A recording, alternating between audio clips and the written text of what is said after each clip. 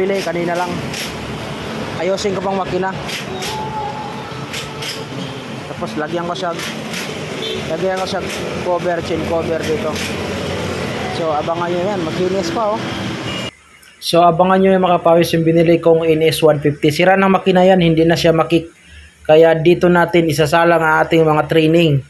Kaya dito kayo, mamamaster talaga kayo sa roser. Dahil hindi biro ang roser, marami itong roser. Hindi lang to roser na Simron 35 ko hanggang Dominar to. Pati pa mga duk, pati pa maliliit na mga motor. Kaya dito, di ka magsisisi. Tingnan mo yung yan, mga training dati yan. Ngayon, magagaling na. So, abangan nyo yan mga kapawis. Napakasulit itong training na to. 10,000.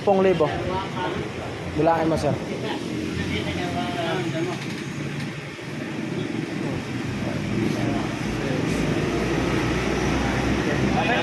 Sige, salamat.